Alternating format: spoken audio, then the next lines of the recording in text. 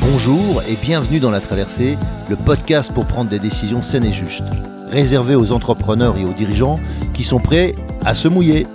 Je suis Hervé Franceschi, auteur, coach, conférencier, explorateur de la joie et aventurier de l'entreprise. 2 fois par mois, nous allons explorer ensemble, au travers de contes initiatiques et avec mes invités, comment traverser vos difficultés, vos incertitudes, vos moments de solitude et aussi vos réussites ou vos euphories. Mes invités, des sportifs de haut niveau, des start-upers à succès, des artistes reconnus, des dirigeants de grands groupes ou des personnes qui ont un parcours hors norme. À travers nos aventures, nous allons vous donner de l'énergie pour faire vos traversées.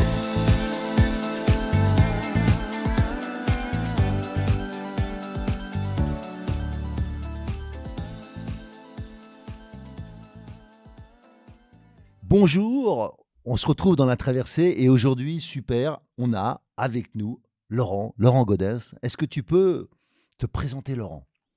Bonjour Hervé, merci de m'accueillir. Je coutume de dire que je suis un jeune entrepreneur de 54 ans et que j'ai la particularité d'avoir été brûlé à l'âge de 4 ans. Et ce sont les deux grandes idées importantes qui me permettent de me présenter. D'accord. Alors justement, parce que les gens ne te voient pas, mais t'entendent, et peut-être que avec ta voix, on ne perçoit pas tout. Qu'est-ce que ces deux définitions, ces deux, je dirais, adjectifs que tu as mis sur toi, enfin, entrepreneur, les 2 mots, entrepreneur et brûlé, qu'est-ce que ça amène de particulier? Déjà, ça amène toute une vie, Mmh. tout un historique. J'ai été brûlé à l'âge de 4 ans par un barbecue et de l'alcool à brûler. Donc, je me suis construit avec des cicatrices puisque Mmh. je suis brûlé sur 60% du corps et notamment sur ce qu'on appelle les parties sociales du corps, Mmh. donc le visage, le cou et les mains, Mmh. les parties qui se voient. Et donc, c'est un élément important dans tout ce qui concerne l'estime de soi et puis le regard des gens. Donc, c'est un peu ce qui me définit dans tout mon parcours depuis cet âge, depuis cet accident. Alors, moi qui connais un peu quand même, on se connaît assez bien même, je pourrais dire, il y a quelque chose de particulier avec Laurent parce que je ne sais pas comment ça va se produire, mais je sais que ça va se produire. Laurent, il rigole tout le temps. C'est je sais pas si c'est vrai, mais Mais si, tu as une grande capacité à rester, à dédramatiser en fait, au fond, je pense, y compris ce qui t'est arrivé ou dédramatiser des situations. Je te connais des fois en colère, mais ça dure pas longtemps, quoi. Il y a quelque chose ensuite qui vient se marrer et j'aime ça chez toi, c'est cette capacité à rebondir dans l'humeur. c'est vrai que c'est quelque chose qui est en moi effectivement. Maintenant que tu le dis, je m'en aperçois. Je pense que ça vient, de mes parents et notamment de ma mère, qui, a tout fait depuis mon accident pour que, j'ai une vie normale. Voilà et donc, ça oblige à dédramatiser même des situations un petit peu, difficiles. Le fait d'essayer de vivre sa vie, normalement et d'en profiter, ça donne une ligne directrice, on va dire, pour que, on soit pas, toujours submergé par le drame, quoi. Et donc, si on parle de l'autre partie, l'entrepreneur, tu peux nous dire un peu plus, sur ta société? Alors donc Ou tes moi, sociétés si tu veux? toute mon enfance, j'ai fait mes études, à peu près normalement, puisque, j'allais à l'hôpital pendant les vacances scolaires. Donc, ça m'a permis de faire des études et de rentrer dans la vie professionnelle, dans la partie informatique d'abord et puis ensuite, dans la partie relations clients, les outils de CRM comme on dit. Et enfin, dans le marketing digital, donc, j'ai créé une société de conseil en marketing digital et en fait, en 2013, il y a eu une bascule. Je suis retourné voir, ma chirurgienne, Françoise Firmin, qui m'a dit, en écoutant un peu, les dernières nouvelles que j'avais à lui apporter, sur ma vie, elle m'a dit: «Ce serait bien que tu témoignes pour aider les personnes brûlées». pour leur donner de l'espoir. Et de cette partie-là, tout a basculé puisque j'ai 2 grands projets qui sont nés.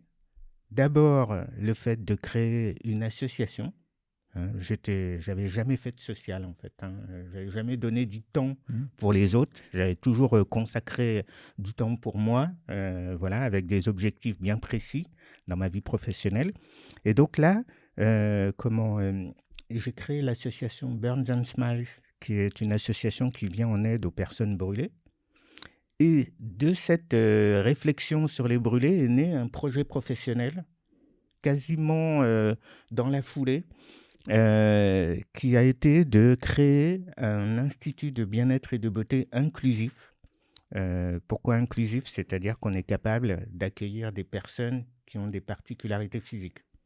On entend par particularité physique quelqu'un qui aurait eu un cancer, quelqu'un qui a une peau singulière, comme moi, avec des cicatrices, ou une maladie de peau, comme de l'eczéma, du psoriasis, du vitiligo, ou encore quelqu'un qui a un handicap moteur.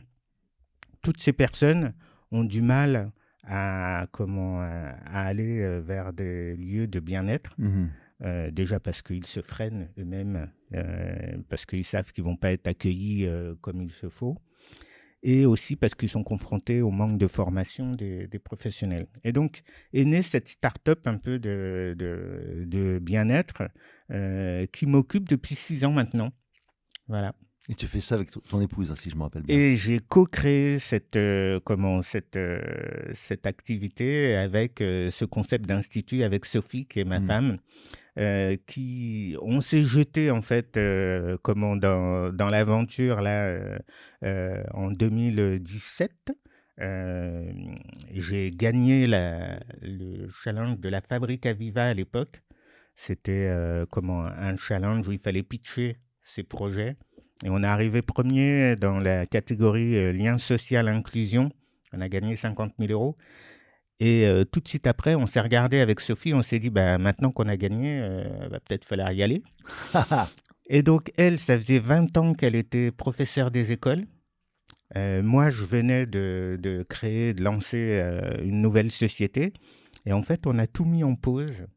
Et au 1er septembre, à la rentrée des classes, on s'est retrouvés dans le salon en train de travailler sur le projet d'institut.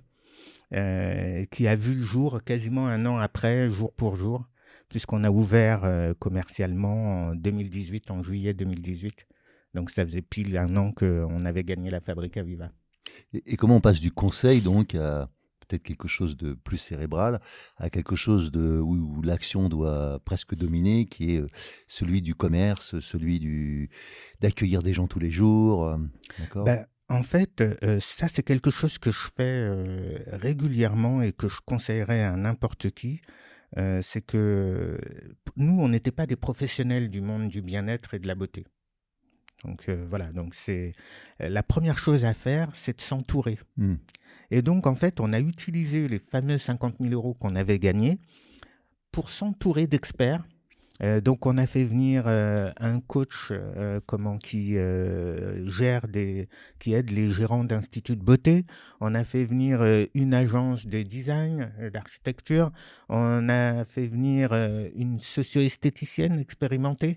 Voilà, on a fait venir tout un tas d'experts et on a travaillé avec eux sur l'outil idéal. C'est quoi le lieu de bien-être idéal? On a tout défini et ça nous a permis de démarrer et de créer, de designer cet institut qui correspond parfaitement à tout ce qu'on a appris avec nos experts. Tu peux donner l'adresse, on redonnera ça à nos auditeurs dans le document derrière pour que vous puissiez avoir évidemment toutes les informations pour y aller, mais tu peux toujours donner ça à l'antenne. Oui, c'est au 60 rue de Caumartin, entre la gare Saint-Lazare et les grands magasins, Printemps et Galerie Lafayette. À Paris donc. Hein. C'est à la sortie du passage du Havre. C'est ça. Voilà. Et donc c'est un institut inclusif, c'est-à-dire que tout le monde peut venir.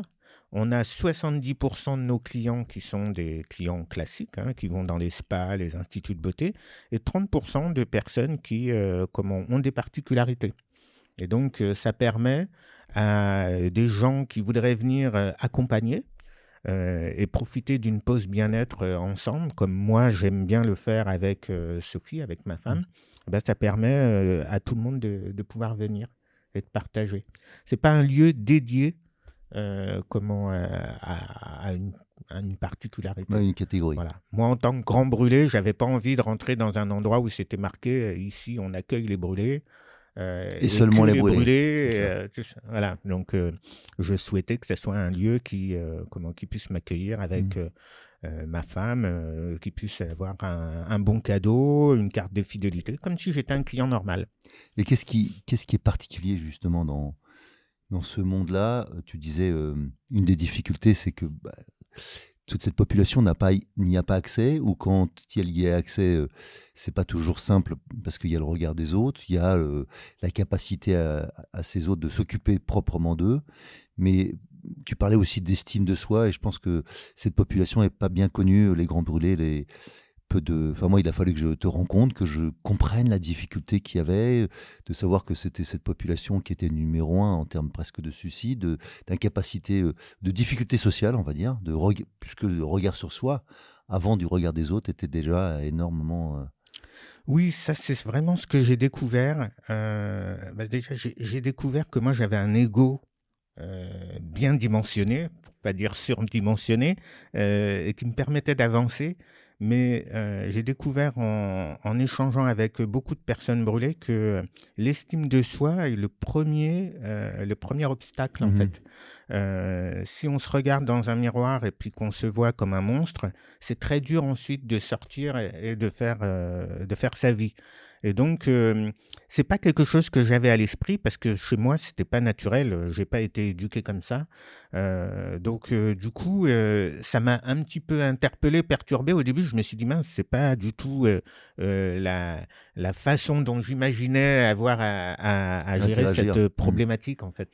Et c'est pour ça qu'on a eu l'idée d'avoir des lieux en ville où on puisse accueillir les personnes, que la personne elle puisse faire l'effort d'aller de chez elle à ce lieu en ville pour ensuite un peu la coacher, lui Mhm. expliquer que, elle peut sortir, qu'elle peut se voir différemment, qu'elle peut ressentir son corps aussi et voir ce que son corps peut lui offrir comme bien-être.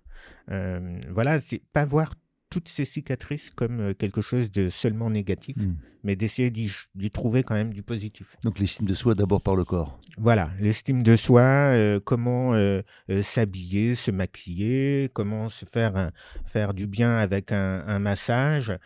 Tout ça, ça permet de débloquer déjà quelques verrous et qui ensuite permettent de rentrer en relation avec les gens. S'occuper de soi. S'occuper de soi, c'est primordial. Ouais. Et je dis souvent, s'occuper de soi ne va pas de soi. Exactement. C'est vrai mais c'est pas évident en fait d'imaginer que c'est important et que c'est presque un prérequis Mhm. pour pouvoir avancer en fait. Oui, mais si on s'occupe jamais de soi, peut-être que c'est difficile que les autres s'occupent de nous. Exactement. Et donc ensuite, la deuxième chose que j'ai découverte, c'est que si on s'occupe de soi et qu'on commence à avancer, finalement, on peut participer à la vie avec les autres. On peut être en lien avec les autres plus facilement. Et c'est important de montrer d'avoir une attitude la plus naturelle possible. C'est-à-dire que c'est pas simple parce qu'on a des cicatrices, tout ça, mais c'est important de faire des activités comme tout le monde les ferait. Typiquement, moi, j'ai dit à des personnes brûlées, bah voilà, faut aller au restaurant, Mhm. faut aller prendre un verre avec ses copains.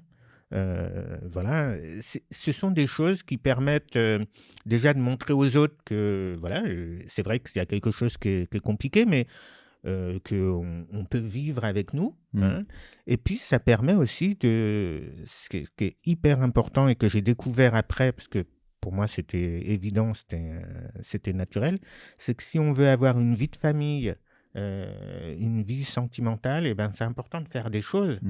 Si on est isolé, eh ben, on ne peut pas avoir un conjoint qui va subir cet isolement, en fait. Et donc, ça, ça fait partie des choses que j'essaye de véhiculer, de faire passer comme message, notamment pour ceux qui voient la vie vraiment en noir, quoi. Ouais. Et justement, parce que je te suis aussi sur les réseaux sociaux, et donc je vois bien quand tu vas à la plage, tu vois, c'est assez rare que les grands brûlés osent aller à la plage, et toi tu fais ça. Oui, comment? Alors, c'est vrai que je surjoue sur les réseaux sociaux parce que pour faire passer le message, hein, voilà, on n'est pas toujours en train de se prendre en photo avec Sophie quand on est à la plage.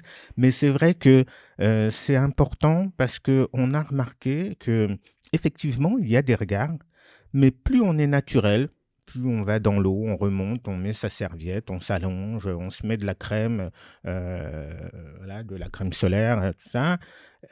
En fait, au bout d'un moment, les gens, ils vous regardent plus Mhm. et vous pouvez vraiment profiter. Donc, il y a ce petit moment au début où les gens sont De étonnés, malaise, sont ouais. curieux, sont ça. Et puis, assez rapidement, vous vous fondez dans la masse. Et du coup, là, vous devenez quelqu'un de normal et vous pouvez profiter Mhm. avec votre conjoint de ce moment quand même important. Donc, c'est violent, hein. Mhm. Voilà, faut pas se dire, je dirais jamais, bah vas-y, fais-le, lève-toi et marche, hein. Vas-y, c'est cool. Ouais, c'est cool, mais c'est vraiment important d'arriver à le faire. Mhm. C'est vraiment important. On le voit au début comme une victoire, comme un challenge qu'on a remporté. Après, ça devient de plus en plus naturel. Mhm. Et au final, plus on est naturel, et ben, plus finalement le temps de regard des autres réduit Mhm. petit à petit. Et finalement, bah, des fois, moi, je vais à la plage, bon, ça dure quelques minutes, et puis après, Ouais. Mais c'est toujours une fausse idée que les gens ne font que te regarder. Tu vois, parce qu'en fait, dans la réalité, même quand tu es une star, c'est pénible, mais tu arrives à fonctionner, quoi. exactement. Et alors, bien sûr qu'il y a des endroits, ça doit être plus difficile que d'autres, hein. Si tu t'appelles, je sais pas qui, mais tu es une star mondiale et que tout le monde vient te regarder, Ouais. est-ce que c'est plus simple? Des fois, l'anonymat, c'est pas mal. C'est pas mal, c'est clair. Non, non, c'est vrai que moi, je sais que c'est pas simple, hein, j'ai vécu une fois quelque chose vraiment d'intense. C'était à Barcelone, sur une plage bondée de monde. Du coup, comme il y avait très peu de place, on avait mis nos serviettes tout en haut de la plage. Mm. Donc, quand vous Tu descends. descendez dans l'eau, Mm. tout le monde est de dos, finalement, vous voyez personne, C'est hein, ça. Mais quand tu voilà, remontes, c'est ça. Mais quand vous sortez de l'eau et que vous devez remonter, aller chercher, vous mettre sur votre serviette qui est tout en haut et que vous avez des centaines de de regard. centaines de regards, franchement, c'est impressionnant. J'ai eu l'impression que ça durait un temps infini, voilà, mais au final, Tu t'es quand même quand baigné. on y réfléchit, bah voilà, il n'y a rien de grave. Voilà. Donc, Bah, ça a à voir avec cette idée d'accepter d'être vu, voilà, accepter d'être entendu quand tu parles, tu ouais. vois. Mm. Et c'est toujours cette difficulté, je l'ai régulièrement, tu sais, dans le métier que je fais, c'est que j'aide des gens à prendre la parole, et je vois toujours la difficulté qu'il y a d'accepter d'être vu, vraiment, tu vois. C'est vrai. Et Ouais. peu importe la tronche que tu as, peu importe comment tu es habillé aujourd'hui, peu importe si tu as fait une tâche ou pas, tout ça, au fond, c'est pas si important. Mm. Et sauf si on y accorde de l'importance, une fois de plus, soi-même, et puis Exactement. ou d'accepter d'être entendu, je vais dire des conneries. Mm. Et alors, Et alors? tout le monde en dit, voilà. Mais Ouais. si jamais je suis authentique, je suis dans ce que je suis, dans la justesse, eh bien, voilà, tu es venu pour parler, bah, on t'écoute. Exactement. Exactement. Mais quand même, ce qui m'interpelle, c'est que même si je le prends en compte, même si je sais le faire, je ne m'y habitue pas. Et ça, c'est ça qui Oui. X années après, ça fait un peu plus de 50 ans maintenant que j'ai été brûlé, c'est sûr, j'en ai pris conscience sur une remarque d'un de mes frères au café un matin qui me dit: «Oui, mais toi, tu as l'habitude maintenant d'être regardé et tout ça». Je lui dis: «Bah non, ça peut me casser les pieds, si je suis pas bien un jour parce que voilà, il y a des choses qui se passent pas comme je voudrais et tout ça, ça peut Quoi, ma gueule? m'agacer». Voilà. Ça m'agace voilà, je suis en train de lire quelque chose, je relève la tête, je vois tous les regards Ils sont vers toi. fuient là, les têtes qui se tournent. Non, on s'y habitue pas, on le prend en compte, on le gère, mais c'est vrai que c'est quand même Mmh. pesant. Et ces regards sont, en fonction de votre état de forme, tout ça, ben, sont plus ou moins pesants. Voilà, donc on développe des techniques pour les prendre Mmh. en compte, pour les gérer. Mais c'est vrai que j'en ai conscience maintenant. Pour les brûler, il n'y a pas de droit à l'oubli. Mmh. Il n'y a pas de. Voilà, parce que ces cicatrices, pour l'instant, on ne sait pas les faire disparaître. Donc, voilà, c'est des regards qui vont être là Mmh. tout le temps jusqu'à la fin de. Ouais, c'est les délits de sale gueule Voilà, c'est le délit indéfinis, de sale quoi. gueule en C'est permanence. ça, ouais, c'est difficile C'est- de vivre avec ça, mais t'imagines, tu vois, les grands brûlés, mais aussi, tu vois, je repense à la guerre de 14, tous les mecs qui sont revenus, là, tu vois, les gueules cassées. Tout ça, ça a dû être très difficile à une époque où Exactement. il y avait C'est difficile. C'est comment être obligé encore 50 ans après, des fois, de raconter ton histoire. son histoire, Ouais. hein, parce que on rencontre une nouvelle personne. Donc Ah voilà. bon, t'es arrivé quoi, Ah toi? bon, mais qu'est-ce qui t'est arrivé? Oh là là, t'as dû souffrir. Hmm. Mhm, ok. Ok. Non, Euh, c'était fun, c'était cool. Donc non, non, c'est quelque chose, c'est quelque chose qui est en nous, c'est quelque Oui, chose qui nous définit. exactement. Ouais. Voilà, c'est quelque chose qu'il faut prendre en compte. Il faut vivre avec. Mais maintenant, je sais qu'on peut avoir une belle vie. Hmm. On peut vivre des choses passionnantes, intéressantes, tout ça, malgré les cicatrices. La résilience. Voilà, on l'appelle comme Ou une ça. forme de Une résilience, on va forme dire. de Ouais. résilience. Ok. Ouais. Je voulais revenir sur le fait que tu parles du regard, parce que moi je pense que c'est quelque chose, tu parlais d'ego aussi, ou de l'ego bien placé ou mal placé, c'est cette idée que la majorité d'entre nous, on a besoin d'être aimé, et donc, mais on oublie que la majorité des gens se foutent de nous, vraiment. Ouais. C'est-à-dire que tu sors dans la rue, les gens se foutent de toi et te regardent, mais une fois que tu es passé, bah, c'est terminé. Mm. Tu vois. Et même si jamais tu étais vraiment particulier, une demi-heure après, c'est rare s'ils parlent encore de toi. Il faut Exactement. vraiment que tu aies fait quelque chose de particulier. Donc bref, dans la réalité, les gens se foutent de nous, mais on fait comme si tout le monde en avait quelque chose à faire. Ouais. Tu vois, c'est ça notre ego mal placé. Mm. Et bien sûr que bah, ça m'autoriserait à aller à la plage si je n'avais pas cet ego mal placé, parce qu'au fond, si les gens me regardent, c'est souvent parce que ou ils m'envient, ou ils ont peur, ou tu vois, qu'est-ce que je leur fais vivre. Et je me suis aperçu qu'un truc simple, c'était quand même de sourire. Exactement. C'est pour ça que d'ailleurs mon association s'appelle Burns and And Smiles, smile. parce que je le vois surtout dans les lieux publics, en particulier avec les enfants, par Mm. exemple. Hein, s'il y a un enfant qui me regarde dans le métro puis qui est un petit peu apeuré, il suffit que je souris pour que finalement il soit apaisé et qu'il me sourie en retour. Et j'ai testé cette technique des milliers de fois et ça marche à tous les coups. Sourire, c'est vraiment un outil. Désarmant. Ouais, c'est vraiment quelque chose qui permet de rentrer en relation avec les autres, quel que soit un peu ce qu'on a, Mhm. quelles que soient nos particularités. Donc, c'est vraiment important de sourire. Et de prendre du plaisir à sourire. Faut pas que ce soit forcé. Mm. Je pense que c'est effectivement quelque chose qu'il faut avoir à l'esprit, en fait. Oui, puis c'est cette idée aussi que parce que tu donnes, tu as une chance de recevoir. Alors après, il faut savoir recevoir, hein, c'est un deuxième partie. Oui, tout à fait. Mais oser donner pour oser recevoir. Oui. C'est vrai que c'est pas évident, d'autant plus que les personnes en retour sont toujours un peu gênées, ne savent pas trop comment agir avec la personne qui a des cicatrices. Donc c'est compliqué, mais c'est toi qui me l'as expliqué il y a quelques années, effectivement. Je l'ai à l'esprit tous les jours, mais il faut mettre à l'aise l'autre pour rentrer en relation avec lui plus facilement quand on a une particularité, notamment des cicatrices qui se voient. Et c'est important d'avoir cette attitude naturelle et de mettre à l'aise l'autre de façon à ce que lui, chez lui, la pression descende d'un cran et qu'on puisse ensuite passer à autre chose. Passer à autre chose que les cicatrices. Voilà, et ça, c'est il faut donner les outils à celui qui est en face pour qu'il puisse voir comment gérer finalement cette relation. parce que c'est pas évident, hein, parce qu'on découvre et on sait pas trop quoi faire face à quelqu'un qui est différent. Oui, et puis je te rappelle que souvent, ce qui se passe pour chacun d'entre nous, pour l'avoir vécu de l'autre côté, moi, hein, d'accord? Moi, je te l'ai dit, j'ai été habitué au handicap jeune, parce que j'ai côtoyé beaucoup d'handicapés dans ma vie, euh, qui se voyaient. Enfin, je parle de, tu vois, moi, je faisais de la natation, donc tu vois, hein, Mm. il n'y Mm. a pas grand-chose, il y a que le maillot, tu vois, donc tous les espaces se voient. Donc des membres en moins, voilà, moi, je faisais du sport et dans mon vestiaire, il y avait des jambes qui pendaient, tu vois, avec des pantalons avec une jambe qui pend, avec deux jambes qui pendent, Mm. tu vois, des fauteuils. Donc tout ça, j'ai vu ça et ça m'a marqué dans mon enfance.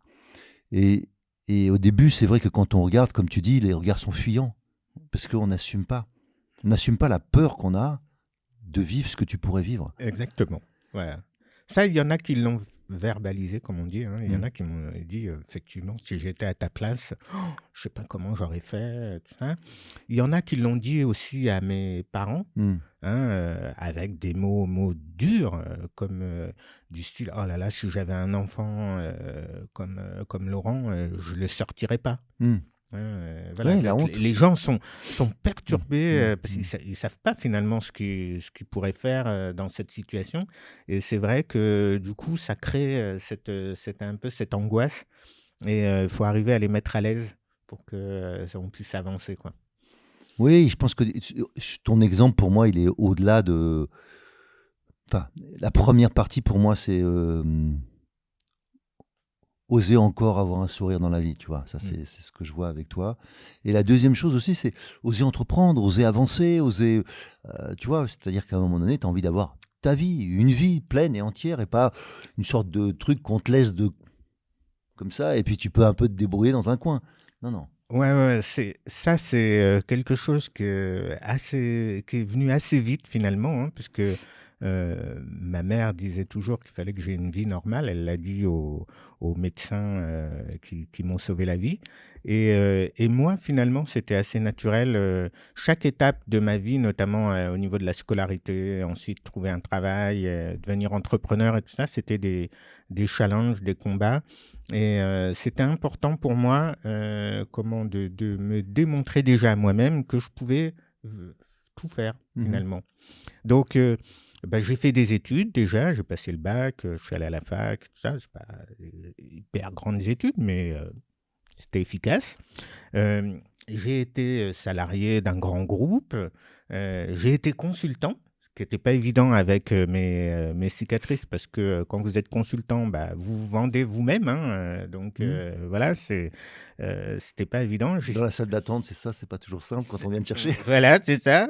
Les entretiens avec le client pour se présenter, c'est pas évident. Mhm. Et puis après, j'ai créé ma première société et là, j'ai été commercial Mhm. finalement.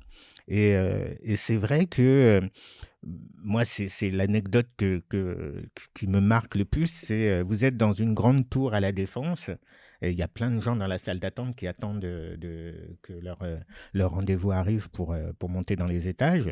Et vous avez votre prospect, hein, la personne que vous rencontrez pour la première fois et que vous avez eu au téléphone, et ça s'est très bien passé, qui descend, qui arrive dans la salle d'attente, qui cherche du regard et tout d'un coup Ah, se rend compte que c'est qu'il toi. a rendez-vous avec la personne qui est brûlée là devant, tout ça, et on le voit dans son regard. Mhm.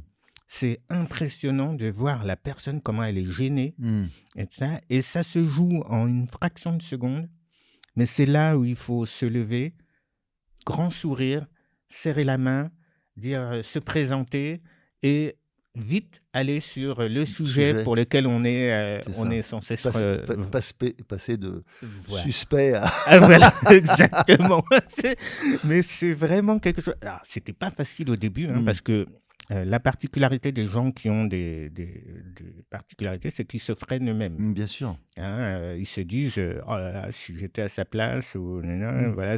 Donc on se freine, hein, hein, mais j'ai acquis petit à petit un petit peu plus d'aisance Mhm. dans cette phase-là qui concerne pas du tout mon expertise, Mhm. hein, Ouais, mais c'est une voilà, autre forme d'expertise. voilà. Et et ce moment-là où vous rentrez en contact avec la personne pour la première fois, avec un enjeu quand même important puisque c'est le développement de votre société, ben c'est vraiment, ce sont des super souvenirs. Même si je pense que ça a été la partie la plus dure de mon métier d'entrepreneur, Mmh, en fait. mmh. Voilà. Et si je sais que récemment tu as monté un spectacle, tu peux nous en parler un peu? Ah ouais, alors là, le spectacle, c'était énorme. Juste le contexte. Heu, je suis le petit cousin de Pascal Légitimus et je le vois pour, comment lui expliquer que, l'association lancer une association sur une cause qui est quand même une cause très grande, nationale, mais que personne ne connaît, personne ne visualise. Pour info, il y a 400 000 personnes qui se brûlent chaque année. Et à titre de comparaison, pour vous donner une idée, il y a 400 000 nouveaux cancers en France chaque année. Donc Donc, vous voyez, les proportions mmh. peuvent être similaires. Eh ben, j'essaye de lancer cette association et c'est pas simple. Et donc, en discutant avec Pascal, après un échange sur des idées de ce qu'on pourrait faire, on décide que ça pourrait être intéressant de faire un spectacle avec des humoristes. Voilà. Et la thématique qu'on choisit, parce qu'on ne pouvait pas faire un spectacle sur les brûlés et parler des brûlés pendant 1 heure et demie, hein, tout ça avec des humoristes. Donc, on choisit la thématique de la différence sous toutes ses formes. Et comment on a demandé à une dizaine d'humoristes de faire un sketch sur la différence. Et donc, ça a été un énorme succès, hein. On a eu quasiment 350 personnes qui sont venues. Le spectacle qui devait durer 1 heure et demie a duré 1 heure de plus, 2 heures et demie, tellement les humoristes ont Ont vraiment donné. beaucoup donné. Mmh. Voilà, on a rigolé pendant 2 heures et ça a été un franc succès. Et surtout, ça a permis, on a eu des retours du public, ça a permis de découvrir certaines particularités, Mmh. mais tout en riant, voilà, Mmh mh. hein, en dédramatisant. Et donc, on a fait passer beaucoup de messages grâce à 2 heures de spectacle. Oser, oser, oser. Moi, je trouve que ça résume assez bien ce que tu fais. Même si des fois, oser demande, une sorte de courage, de grand malade, de situation, mais je pense que on est dans un monde qui est à la fois, fragile et en même temps dur et je trouve que c'est avec ça que tu avances, avec, des fois ta faiblesse ou peut-être ta vulnérabilité et en même temps avec une grande force. Oui, oui, oui, c'est vrai que je suis motivé pour plein de choses. Après, j'ai quand même une vraie difficulté aujourd'hui, c'est que j'ai 2 gros projets, Mmh. de bébés, hein, Mmh. voilà. D'un côté, Dulcenae, qui est, une entreprise, Ton à institut? développer, Mmh. et de l'autre côté, une association, qui est pas facile à développer parce que, les brûlés, comme on l'a dit, on ne sait pas où ils sont. Mmh. Hein, donc, il faut arriver à les contacter, à les trouver, à les contacter, à les intéresser, voir de quoi ils ont besoin pour pouvoir les aider, tout ça. Et c'est pas évident. Et en fait, on se rend compte que mener 2 projets comme ça de front, eh ben, c'est pas évident. Certains auraient tendance à dire qu'il faut faire des choix, Mmh. hein, et c'est pas évident de faire un choix. Et aujourd'hui, c'est vraiment mon quotidien, c'est de me dire comment je fais pour mettre 200% de mon temps sur chacun des projets. Alors, si tu mets 200 de ton temps, c'est que tu as une capacité en plus à élargir le temps de la journée, ça c'est formidable. Donc, tu me donneras ta recette. Sinon, je pense que simplement, est-ce qu'il faut faire des choix? Il y a des moments dans la vie, je pense qu'on ne fait pas de choix. Tu vois, est-ce que hem, j'ai eu un certain nombre d'enfants, j'en ai pas mal et tu fais pas de choix. Tu décides pas d'en aimer un plus que l'autre. Enfin, tu vois, tu les aimes, tu penses que tu les aimes autant. Enfin, je pense que je les aime autant, tous. Mais oui, c'est sûr, un peu différemment. Et puis, c'est comme si après, voilà, tu aimais moins ton épouse parce que tu as des enfants. Non, je pense que l'amour naît. Tu vois, ça grandit. Mm. À chaque fois qu'il y en a un autre de plus, bah, c'est comme dans ton projet. Là, tu as 2 projets, ton amour grandit pour chacun de ces projets. Ouais, c'est ça. C'est Et, exactement ça. et ça diminue pas. Et après, c'est parce que c'est un grand projet. Tu te rappelles que c'est parce que c'est un grand projet que tu as des chances d'attirer des gens à toi. Et donc de ne pas être seul dans cette aventure. Bien sûr qu'au début, tu la démarres peut-être seul. Ouais. C'est ton idée Mm. ou l'idée de quelques-uns. Mm. Mais peut-être que c'est une idée dans laquelle toi, tu passeras à l'action et pas eux.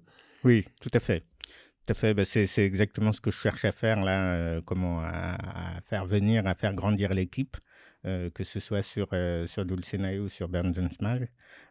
C'est vraiment l'objectif en fait, hein, de pouvoir faire en sorte d'assurer la pérennité des 2 projets et que tout ne dépende pas d'une seule personne, quoi. Et si tu avais une demande à faire, si tu avais voilà, À un la, appel c'est pas un appel à l'aile, mais tu vois, c'est un appel. Je cherche quoi.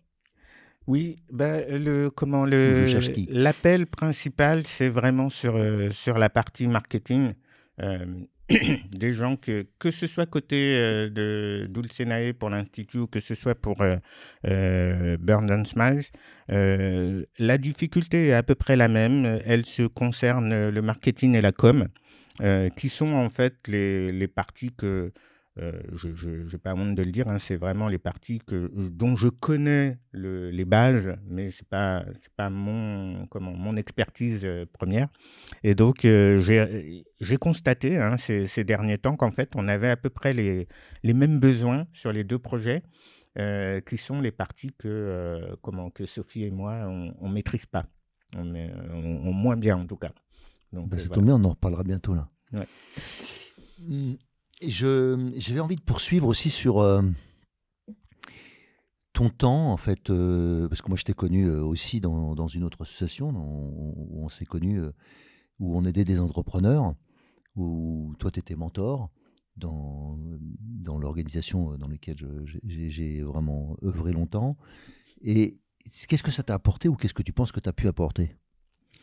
Bah, déjà, quand on a de l'ego, on cherche à avoir de la reconnaissance. Et c'est vrai que d'être mentor, et quand vous voyez comment vous aidez la personne et que la personne vous le rend, hein, vous dit merci de m'avoir aidé, c'est un peu égoïste, hein, mais ça m'a apporté de la satisfaction. Voilà, Finalement, je suis du pas mal. bonheur. Hein. Ouais, c'est ça. Et après, moi, je fonctionne beaucoup tout seul. Et en fait, j'ai besoin de maîtriser les choses. Donc, j'ai beaucoup d'expertise. J'ai un panel d'expertise assez large de par tous les postes que j'ai occupés. Et donc, ça me permet d'accompagner les personnes quand ils sont au tout début. Parce que souvent, on va chercher conseil chez quelqu'un qui travaille dans une grosse société, qui est un expert, mais il n'a jamais vécu le fait de démarrer d'une feuille blanche. Et ça, c'est quand même différent. C'est-à-dire que vous maîtrisez le fait de prospecter.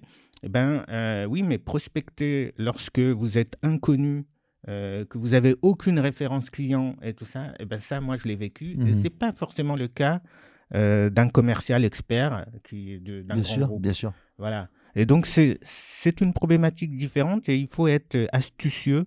Tout ça. Et donc, c'est là où on peut apporter, lorsqu'on a créé des boîtes, on peut apporter cette aide parce que la personne qu'on accompagne sait qu'on a vécu cette situation. Des fois ce tunnel finalement où on est tout seul, hein, voilà.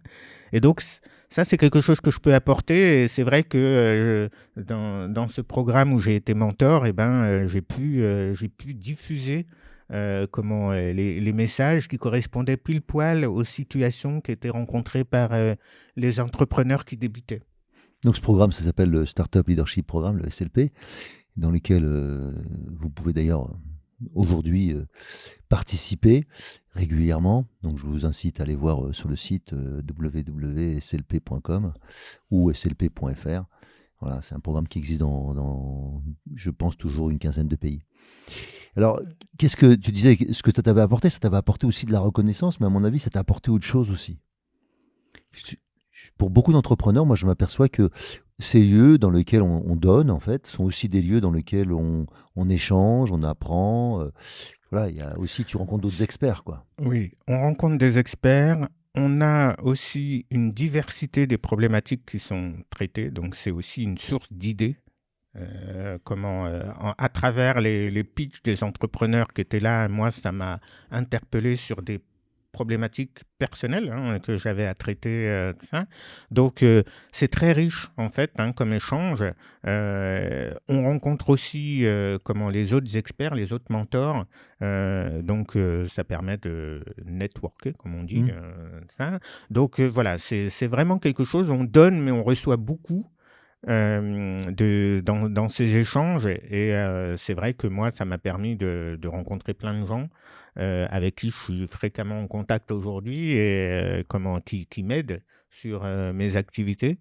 Donc non, moi aussi je recommande de devenir mentor. C'est vraiment épanouissant. Oui, je me suis perçu que pour moi dans le monde de l'entrepreneuriat, mais pareil partout. C'est un peu comme quand on devient parent. Bah, si on n'a pas de parents pour nous aider, eh ben, on a besoin d'avoir des amis qui ont vécu cette expérience parce que c'est le métier le plus difficile du monde, être parent.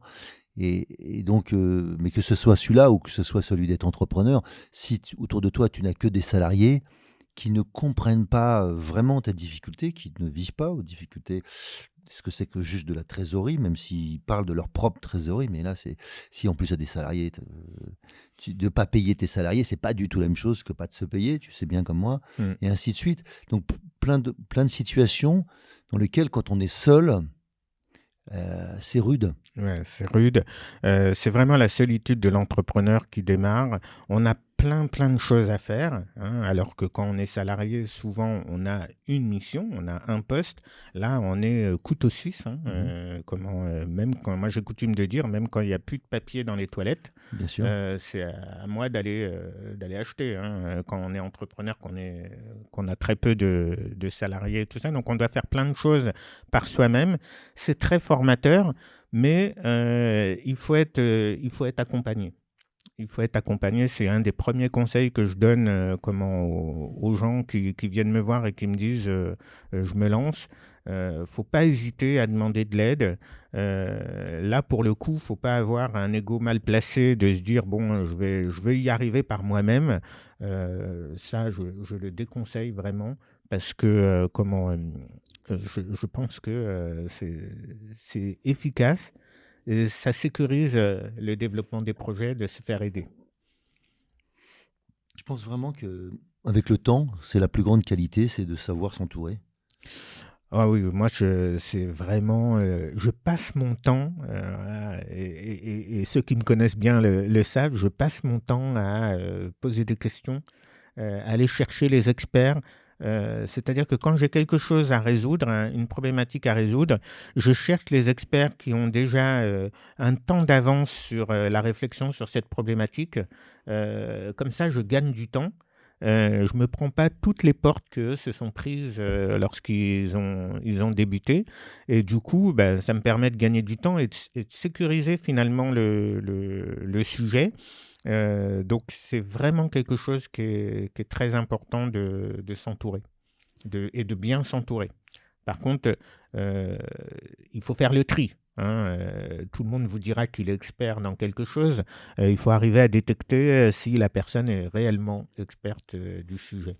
Et si elle est là pour t'enseigner quelque chose ou si elle est là pour faire à ta place. Voilà, exactement. Donc déjà, et puis quand tu disais bien s'entourer avec le bon expert, des fois, en fait, quand on ne connaît rien, c'est difficile de... Tu vois, je sais pas, j'en sais rien. Si tu me dis, je suis peintre et que je connais rien à la peinture, peut-être que je vais te dire, vas-y. Alors que si je te vois peindre, je peux déjà dire, non, on peint pas comme ça. Tu vois. C'est exactement. Il faut faire un pas. De toute manière, il faut se lancer. Et du moment qu'on a à l'esprit qu'à un moment donné, il faudra aller chercher de l'aide, des experts, et qu'on commence à savoir où ils sont, où on peut les repérer, ça permet vraiment d'avancer. Mais on ne fera jamais l'économie du premier pas, hein. Il faut d'abord se lancer, donner du mouvement, pour que justement les gens puissent voir un peu où sont les difficultés. Donc, moi, c'est ce que je dis quand j'accompagne quelqu'un qui démarre comment un projet. Je lui demande de tester des choses, d'avancer, de mûrir un peu ses idées pour qu'on puisse voir quels sont les points sur lesquels on peut réfléchir ensemble, quoi. Si tu avais une traversée que tu as envie de nous parler, ça serait quoi? Ben, la traversée, la traversée qui m'a le plus marqué, c'est la traversée de mon adolescence, en fait. Mmh. Hein. C'est les années de mon adolescence qui ont été finalement les plus dures dans ma vie. Parce que ce sont les années où vous avez les premières amourettes, Mmh. hein, les premiers moments où voilà, on commence à draguer une fille, ça. Et j'ai vécu cette partie-là. Autant j'ai toujours voulu avoir une vie normale, autant cette partie de ma vie, je l'ai vécue en parallèle Mmh. des autres.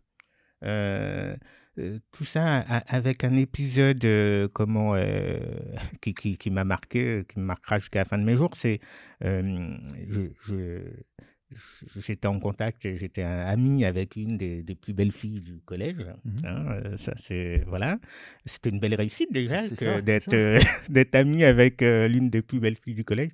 Et donc à un moment donné, j'ai voulu sortir avec elle et elle m'a dit: «Mais, tu veux qu'on sorte ensemble, mais tu as vu la tête que tu as?»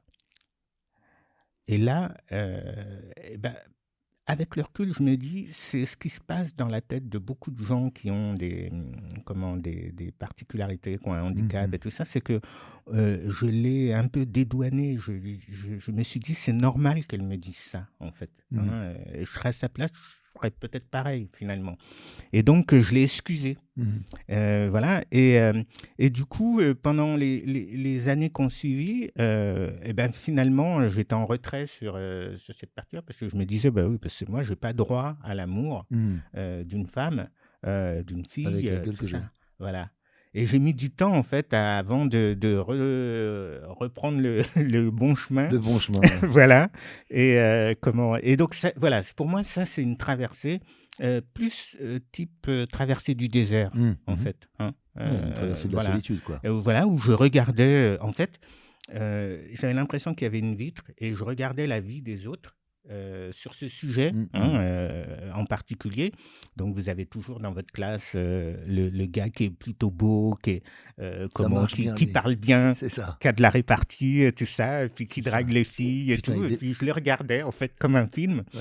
Et Mais voilà. tu avais envie de dire salaud ou t'étais Non, non, j'étais ou tu admiratif, c'est en ça, fait. admiratif, J'étais plutôt d'accord, admiratif. Je d'accord. disais: «Purée», et puis je regardais ces techniques, en fait. Ah oui, Et tu l'as analysé. voilà, c'est ouais, C'est ça, donc après tu t'en es c'était servi plus assez tard. ça voilà. Mais pendant ce temps-là, je m'occupais pas de moi sur ce sujet-là, en fait. Mmh.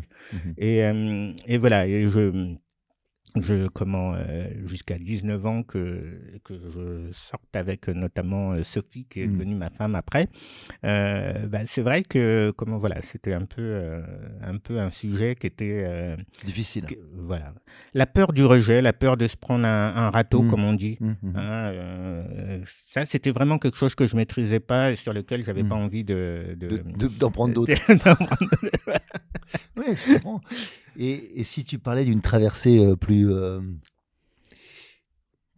peu importe à la limite comment tu l'as vécue, mais qui a un grand succès, qui est une peut-être une fierté? Heu, la traversée dont je suis le plus fier, c'est, notamment dans les premières années, c'est la gestion de la douleur. Mmh. Heu, Lorsqu'on est brûlé, on a des soins qui sont très, très douloureux. Heu, Moi, je rigole quand je vois les classements des douleurs Balèze les là, plus, radis, ouais. balèzes que l'homme peut subir, là, là, là. Voilà, on est brûlé sur 60 du corps. Le soin principal, c'est de vous faire prendre un bain, Mmh mh. hein. Donc déjà, quand vous avez une petite plaie, vous mettez un peu Ouais, d'alcool, c'est ça. voilà, vous voyez ce que ça fait. Mais là, imaginez, vous avez 60% du corps. Et il y a certains soins d'ailleurs qui se font sous anesthésie générale parce que la douleur est très intense. Et il a fallu que je développe une technique pour me concentrer, pour gérer cette douleur. euh, Parce que je commençais à apprendre au fur et à mesure des soins, des pansements et tout ça, que il fallait gérer pour que ce soit le moins douloureux possible, parce qu'il fallait que le pansement se déroule le plus vite possible. Et si vous êtes réfractaire un peu ça prolonge finalement la séance de pansement. Et donc, j'ai développé des techniques de concentration tout ça pour préparation éviter que mentale. ça... Voilà. Et complètement intuitivement. Et du coup, j'ai réussi, même si c'était très douloureux, à passer quasiment 25 ans d'intervention chirurgicale, de pansement, de tout ça dans tous les sens.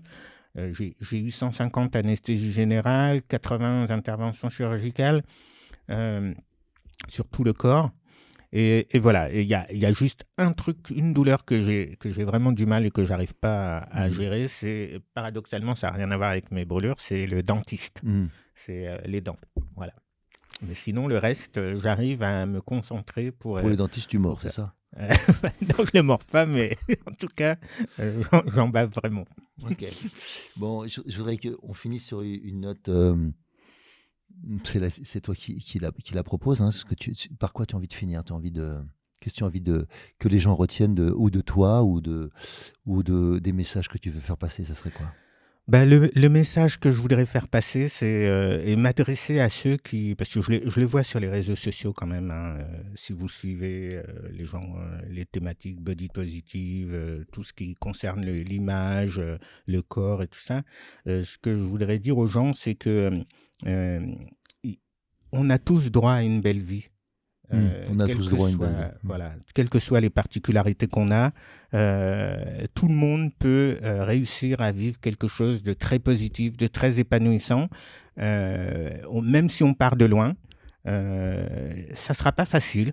Je ne dirais pas que c'est un claquement de doigts, mais on peut trouver de l'aide, on peut trouver des gens qui ont déjà réussi, qui ont déjà avancé, donc qui nous inspirent. Et en tout cas, tout le monde peut s'en sortir. J'en suis persuadé, je suis sûr que je suis capable de le démontrer. N'importe qui viendrait me voir, on pourrait trouver ensemble comment faire en sorte que la vie soit positive. Et sur cette note positive, je te remercie de ton temps, je te remercie de tes enseignements, je te remercie de qui tu es. Merci Hervé, hein, c'est toujours un plaisir d'échanger avec toi. Donc je te remercie de m'avoir accueilli. À très bientôt, on se retrouvera donc sur le débriefing, sur les leçons que Laurent nous propose aujourd'hui. À très bientôt, salut. Au revoir.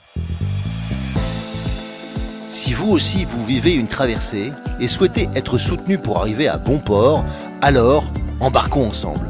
Je vous invite à postuler à mon programme d'Ultimate Coaching, un accompagnement personnalisé de haut niveau sur mon site hervéfranceschi.fr/Ultimate Coaching. Ce programme s'adresse aux dirigeants et aux entrepreneurs désireux de se dépasser avec fluidité et simplicité. Par exemple, pour se préparer mentalement comme un sportif de haut niveau, ou bien pour être plus présent à soi et à son corps, ou encore pour développer performance, inclusion et bien-être dans votre entreprise. Et enfin, exploser les plafonds de verre qui vous empêchent d'atteindre votre potentiel. Et bien sûr, si vous aimez ce podcast, favorisez sa diffusion en lui donnant 5 étoiles, j'ai bien dit 5 étoiles, sur Apple Podcast ou votre plateforme de podcast préférée. Et surtout, abonnez-vous pour ne manquer aucun épisode. Dans cette traversée, sortez vos cirés, ça va rincer.